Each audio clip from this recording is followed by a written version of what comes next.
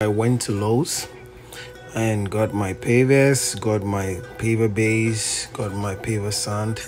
But I think they were out of stock, so I had to go to Home Depot to get my axe, my shovel, my spirit level, my rake, and the other tools that I needed to start the work. Back, started digging, I dug about 9 inches deep, 9 feet by 12 feet wide as the dimensions. I actually made it 12 by 10. I just needed a little space so I could do some gravel work. And the digging was taking me quite some time and it was quite difficult. So I had a handyman from a friend. He's from Ecuador.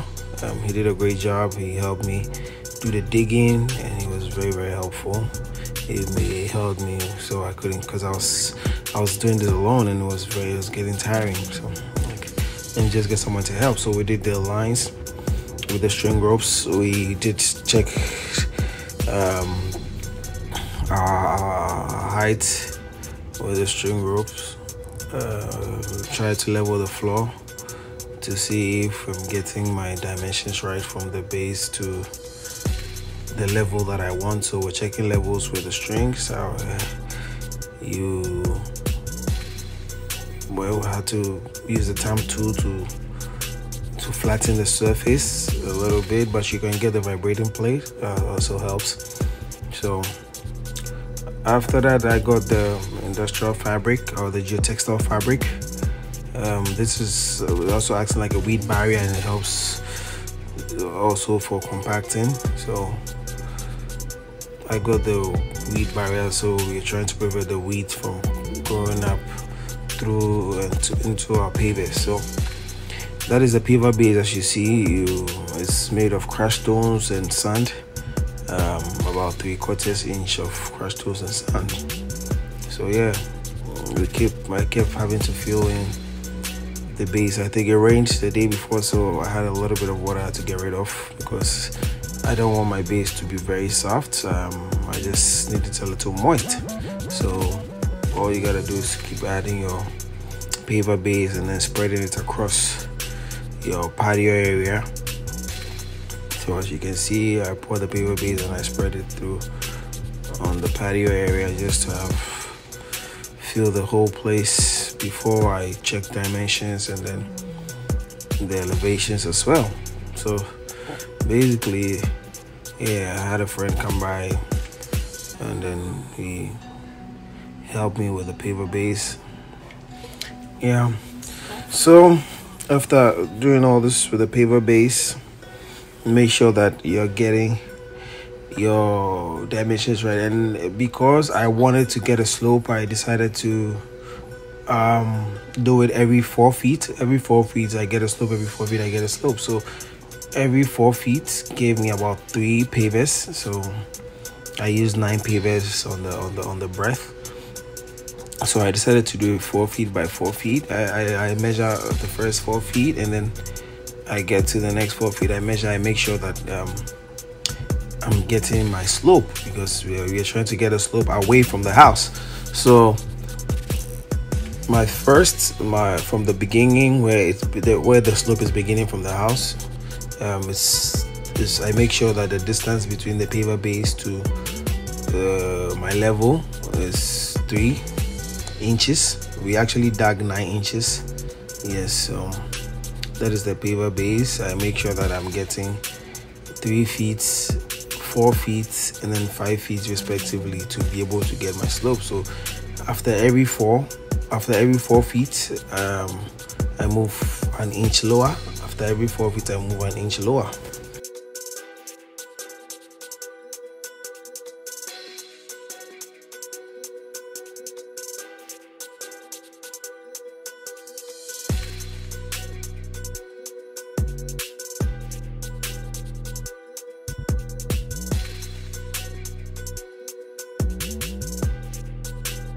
Me trying to make sure that the base is firm, so using the plate compactor, I'm trying to get the base to be firm and then get my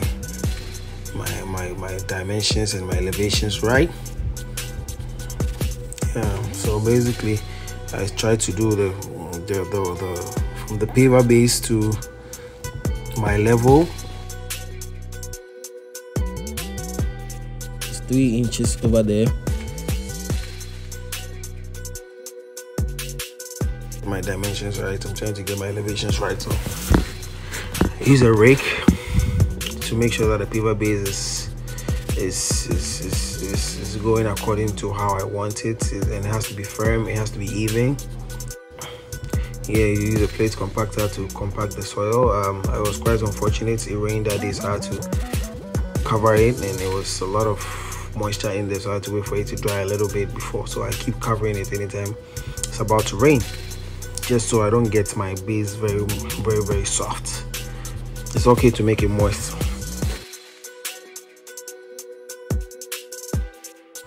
So that's my 2x4 lumber wood I use for screeding. So at this point I use a rake to spread my sand evenly across my 4 feet. On the other hand, for the next 4 feet, it's supposed to be from the paver base to the elevation. It's supposed to be 4 inches. And then the last part is supposed to be 5 inches. And mind you, you don't need to compact the sand. You don't need to compact the paver sand, because once you put the pavers on and then you flatten it with the vibrating plates, it's going to compact the sand. So the sand, we already have 1 inch. You don't have to flatten it. You don't have to use the thumb tool or the vibrating plate to flatten it. I'm pouring my sand, the paver sand, which I'm using the PVC 1 inch PVC pipe, because I need just 1 inch of the paver sand. The pipes help me to get that 1 inch that I'm looking for. So that, as you can see, you take out the pipes when you're done, and then you fill back the holes to get your 1 inch. So we just need a layer, a 1 inch layer. You try to screed it to see if you can get 1 inch, and then you go back. So I decided to take it a step at a time, since I already have my 1 inch on the first 4 feet, which is 3 inches from the paver base. I start laying my pavers to see how accurate they are, and it went so well. So I had to continue, because I was very bent on making sure that my slope was okay for drainage. So yeah, so the same thing, I lay the sand, and then I do it every 4 feet. So every 4 feet, then I work on the slope. Every 4 feet I work on the slope. So once you're done screeding, you can now start laying your pavers. And I always made sure that I was checking for the slope, and the slope was about 45 degrees. So I always make sure I check for the slope with the level. I checked for the slope, and I realized my slope was working. So once you keep it, your patience will pay off when you take your time and do it one by one. Make sure you're checking angles for each and every paver, just to make sure that your pavers fit well and then are sloped well. So your patience will pay off. Or if you want your pavers to last, you take your time and then make sure that every paver sits correctly. Every paver is fitting tight in the corner, as much as possible to tighten up the corner, so that's when the polymeric sand comes, it can fit tight.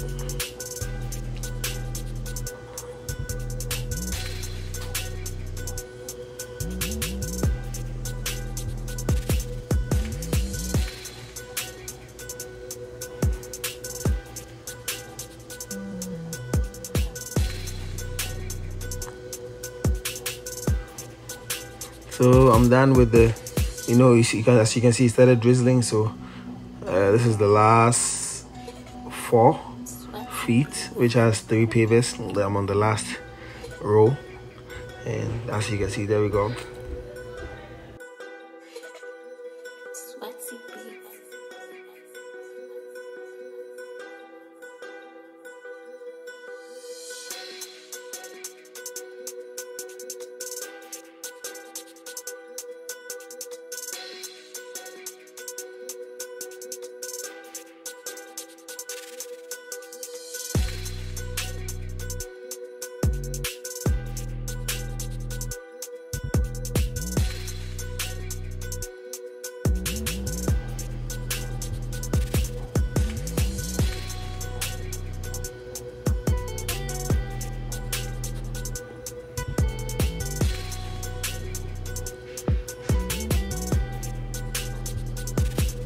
And never forget your edge restraints.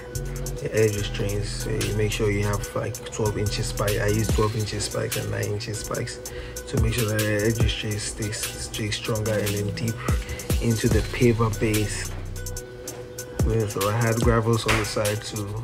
They're decorative gravels to beautify the place, with some flowers I bought just to beautify the edges, because we're going to have it like a sitting area.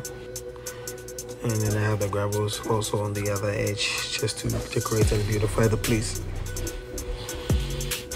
Yeah. And final touches is to make sure you have your polymeric sand in between.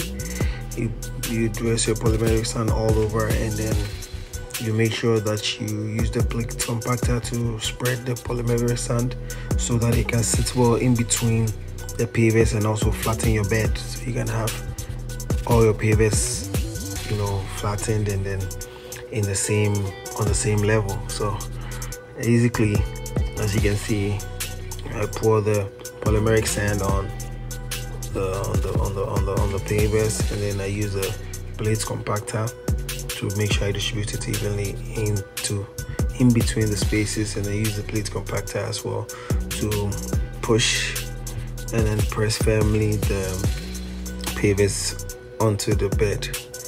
Yeah, so I come back and I make sure the sun goes into every part of it, you know, and then make sure within 24 hours it doesn't rain.